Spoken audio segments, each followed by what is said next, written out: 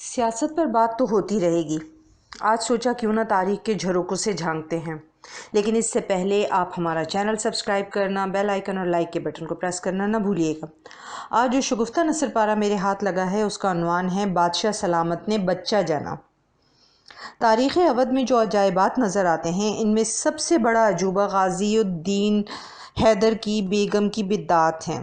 इस खातून ने जो मुबश्शिर ख़ान नजूमी की बेटी थी सबसे पहले इमाम मेहदी की विलादत का त्यौहार मनाना शुरू किया, जो माह शबान में धूमधाम से मनाया जाता था। यहाँ तक तो खैर थी, लेकिन बादशाह बेगम ने कुछ अरसे के बाद एक इख्तरा फरमाई, यानी शुरफा की खूबसूरत और कमसिन लड़कियों को 11 इमामों से मंसूब करके उन्हें अलग अलग मकानों में रखा।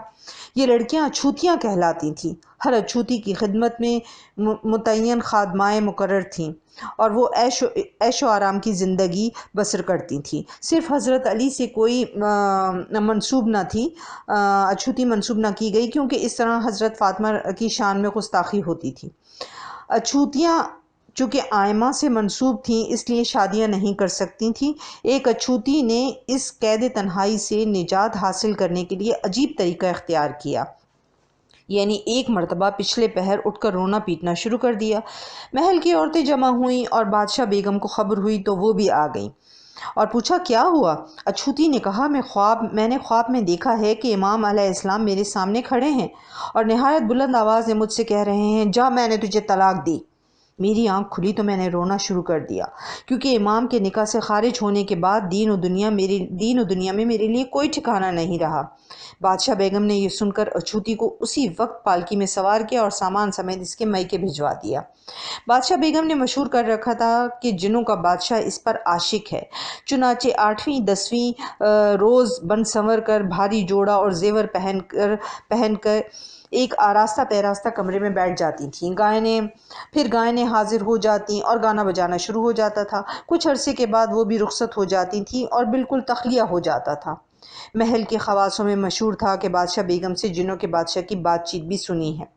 तोहम परस्त लोग जो कुछ सुनते थे इस पर आंखें बंद करके यकीन कर लेते थे, और ख़ुद गाज़ीउद्दीन हैदर को इन बातों पर पूरा यकीन था। वो अपनी बेगम से बहुत डरता था और इसकी मर्ज़ी के ख़िलाफ़ कोई बात ना करता था। शायद इसे ये अंदेशा भी था कि बेगम कहीं बादशाह जिन्नात से कहकर सल्तनत ही न छुटवा दें। नसीरुद्दीन हैदर, जो गाज़ीउद्दीन के बाद तख्त पर बैठा, इन बिद्दात में बादशाह से भी बढ़ गया। वो सुबह दौलत नाम की एक खवास के बतन से था, लेकिन बादशाह बेगम ने इसे अपने बेटों की तरह पाला था। इसलिए बचपन में जो देखा था इसका नक्श ऐसा गहरा था कि हुकूमत हाथ आई तो ख़ुद भी इस किस्म की हरकत शुरू कर दी। इसने भी अपनी माँ की तरह 11 अछूतियाँ जमा की जो 11 इमामों से मंसूब थीं। उनके लिए भारी भारी जोड़े और जेवर तैयार करवाए, और जब किसी इमाम की विलादत का दिन आता था तो बादशाह अपने आप पर हामला औरत किसी कैफियत तारी कर लेता था। इस तरह रोता और कर्राता गोया सचमुच दर्द ज़ह में मुब्तला है। फिर बच्चे की जगह एक मुर्सा गुड़िया बादशाह के सामने रख दी जाती थी। मुबारक सलामत का गुलमश्ता जच्चा गिरियाँ गाई जाती। 6 दिन बादशाह जच्चा खाने में रहते। जो मुकव्वी दवाएं और खाने जच्चाओं को दिए जाते हैं वो सब बादशाह को खिलाए जाते थे। लखनऊ में ऐसे मौक़ों पर बड़े तकल्लुफ़ात होते हैं और बहुत सी रस्में अदा की जाती हैं। इस मौके पर ये तमाम रस्में अदा होती। छठे दिन बादशाह गुस्ल करता। रात होती तो बादशाह जनाना लिबास पहन के गुड़िया को गोद में लिए लंगड़ाता हुआ तारे देखने निकलता। अब खाने तकसीम होते। गवैयों की तानों और मुबारक सलामतों की सदाओं से कान पड़ी आवाज़ सुनाई न देती। इस रस्म से फरागत होती तो बादशाह मुहाफ़ा पर सवार बाजे गाजे के साथ शहर से निकलता। आगे आगे हाथी होती, इनके पीछे सवारों के परे पैदलों की पलटने, पीछे बादशाह का मुहाफ़ा जिसके दाएं बाएं सवार होते थे। उमरा, दरबारी और मुअज़्ज़िज़ीन ग़र्ज़ इस शान से बादशाह सारे शहर का चक्कर लगा के फिर शाही महल में दाखिल होता।